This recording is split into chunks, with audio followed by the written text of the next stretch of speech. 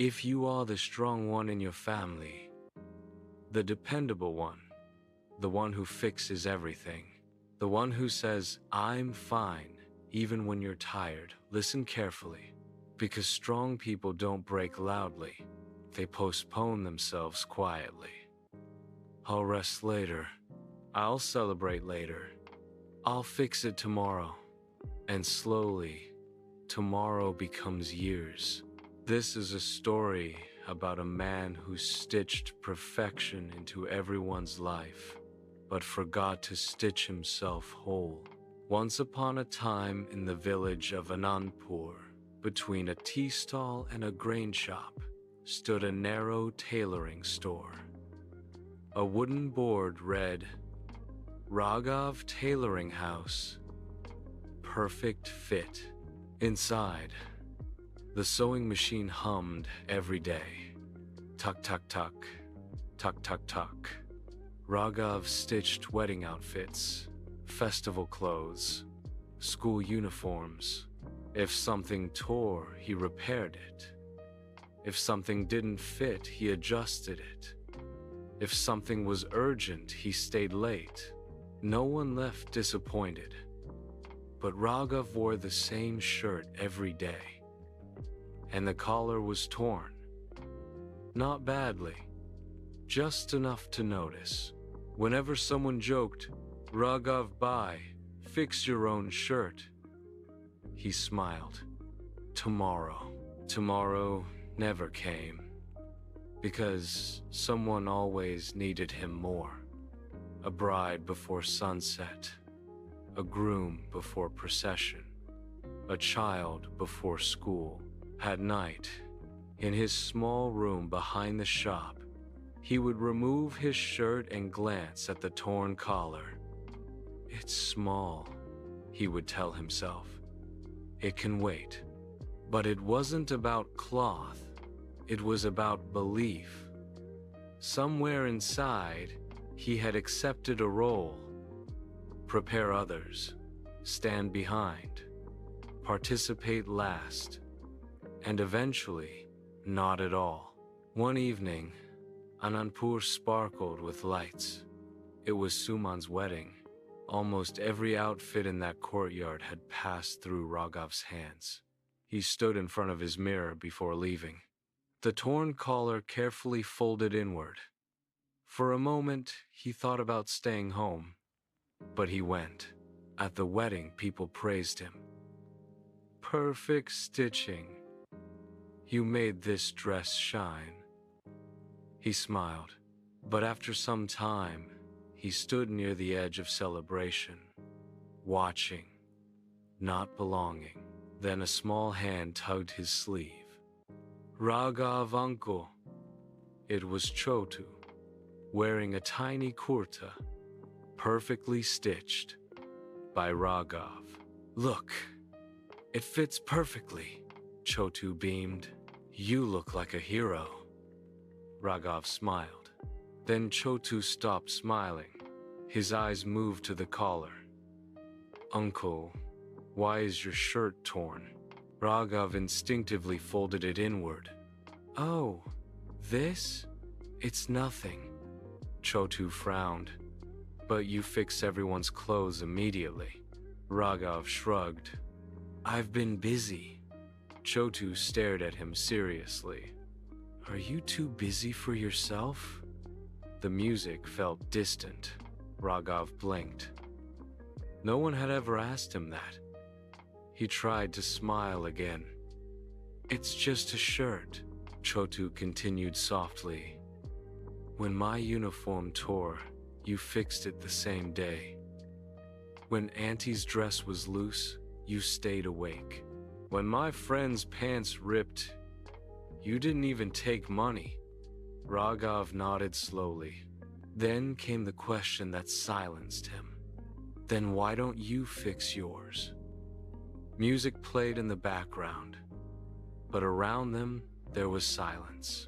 "It's not important," Raghav said. Chotu looked at him carefully. "Are you not important?"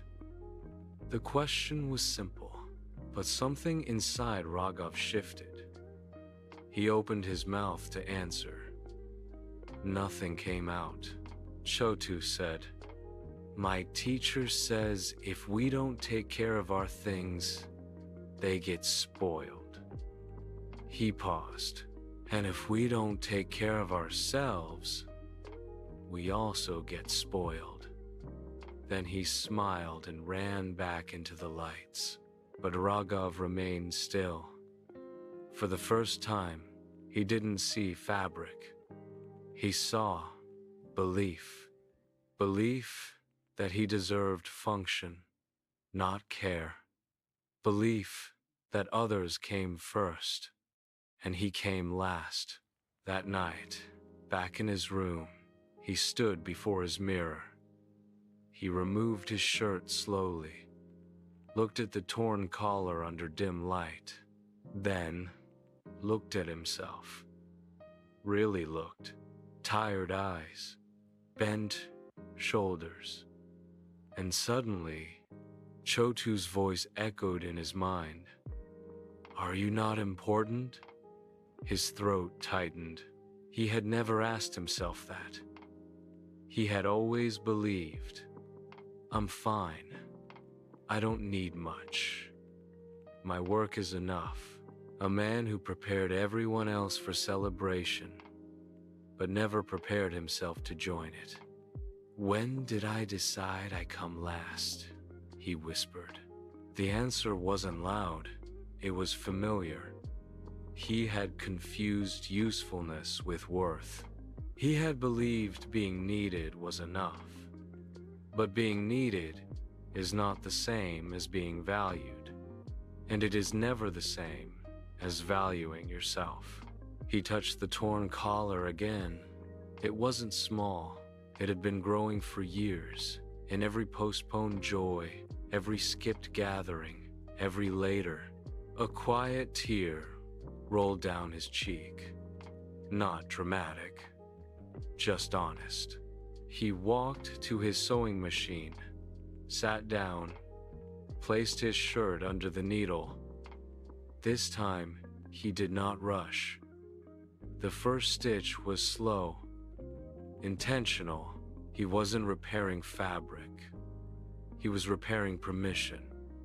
Permission to matter. The next morning, he wore the repaired shirt to the shop. Simple, neat, whole. When someone rushed in, saying, "Urgent fitting tonight," he replied calmly, "Tomorrow." Not angry, not defensive, just balanced. And nothing terrible happened. The village continued. Customers waited. But something inside Raghav had shifted permanently. That evening, when Chotu saw him, he grinned. "Uncle, now you look ready for your own celebration." Raghav laughed. He still stitched perfectly, still helped others. But this time, he felt present. Not just useful. Now he stopped, leaving himself torn. Sometimes, it takes a child to ask the question adults avoid. If you always put yourself last, one day you will forget you were ever in line. Fix the collar. Buy the new cloth. Attend the celebration fully, not as the helper, but as someone who belongs. Strength is beautiful. Responsibility is honorable. Helping others is powerful. But none of it should cost you your own wholeness. You are not selfish for fixing your own tear. You are not less kind for choosing yourself sometimes. Because even the strongest thread needs care. If it is expected to hold everything together until our next story, don't leave yourself last in a life you are working so hard to hold together.